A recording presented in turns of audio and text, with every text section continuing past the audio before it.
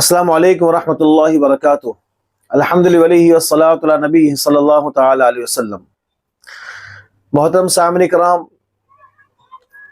آج میں مہر کے تعلق سے چند باتیں عرض کرنا چاہتا ہوں، چونکہ خواتین میں کچھ باتیں ایسی مشہور ہو گئی ہے جس کا شریعت سے کوئی تعلق نہیں ہے اور اس کا کوئی ثبوت نہیں ہے۔ مہر یہ عورت کا حق ہے، شوہر کی ذمہ ضروری ہے کہ نکاح کے بعد اولین فرصت میں مہر کو ادا کرے۔ اب یہ مہر کا حقدار کون ہے؟ بیوی ہے یا بیوی کے گھر والے ہیں؟ تو صاف صاف بات یہ ہے کہ مہر کا حقدار یہ بیوی ہے، چونکہ وہ اپنے آپ پر شوہر کو قابو دے رہی ہے تو حقدار بھی وہی ہے۔ یہ ملک بزا کا عوض ہے۔ اب یہ مہر کی جو رقم ہے، بعض خواتین یہ مسئلہ پوچھتی ہے کہ کیا اس کا صدقہ کر دینا ضروری ہے؟ اس کا جواب یہ ہے کہ یہ عورت اس کے مالک ہے، اس کا صدقہ کرنا ضروری نہیں ہے۔ یہ مہر کی جو رقم ہے عورت اپنے استعمال میں لا سکتی ہے، صدقہ بھی کر سکتی ہے، کسی کو ہدیہ دینا چاہے تو ہدیہ بھی دے سکتی ہے۔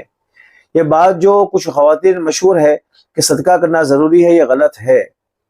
جس طرح کوئی آدمی اپنی کوئی چیز بیچتا ہے اور اس کے عوض میں اسے کوئی رقم ملتی ہے تو اس رقم کا جو حکم ہے وہی حکم مہر کا ہے کہ اس کو چاہے تو اس کو استعمال کرے، چاہے کہ صدقہ کرے، چاہے کسی کو گفٹ دے، ہدیہ بھی دے۔ نمبر 2، بعض خواتین سمجھتی ہے کہ مہر کی رقم برکت والی ہوتی ہے اور اسی نسبت سے اس کو کاروبار میں کچھ لگاتی ہے۔ تو یاد رہے کہ مہر کی رقم برکت والی ہوتی ہے، ایسا کوئی ثبوت شریعت میں نہیں ہے۔ یہ عام رقم کی طرح ہے، لہٰذا اسے برکت والا سمجھ کر کاروبار میں لگانا کہ اس سے بے انتہا منافع ہوگا، یہ بھی درست نہیں ہے۔ اس کا کوئی ثبوت شریعت میں نہیں ہے۔ نمبر 3، بعض جگہ پر یہ مشہور ہے کہ مہر اسی وقت دیا جاتا ہے جس وقت طلاق دینی ہو، اسی لیے مہر دینے کا وہ معاملہ ہی نہیں ہوتا ہے۔ جب شوہر مہر دینے پر آتا ہے تو بیوی سمجھتی ہے مجھے طلاق دینے والا ہے، اسی لیے یہ مجھے مہر دے رہا ہے۔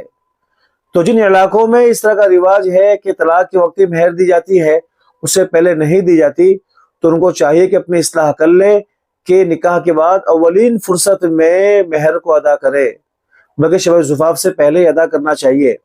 ہمارے شہر بمبئی میں ایک بڑے بزرگ رہا کرتے تھے، حضرت مولانا مفتی محمد شفیع صاحب رحمۃ اللہ علیہ، کوکن کے تھے۔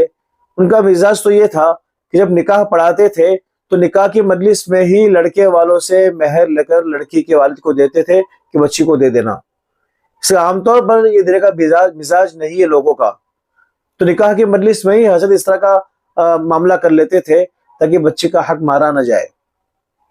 تو بعض علاقوں میں جب طلاق دینا ہوتا ہے اسی وقت مہر کو دیا جاتا ہے، تو یہ غلط طریقہ ہے۔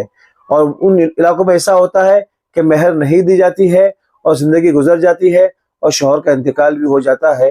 تو ایسی صورت میں شوہر کے مال میں جس سے قرض ہے، اسی طرح یہ مہر کی رقم بھی قرض ہوگی اور یہ سب سے پہلے بیوی کو دی جائے گی، پھر بقیہ میراث کا جو معاملہ ہے اس کو حل کیا جائے گا۔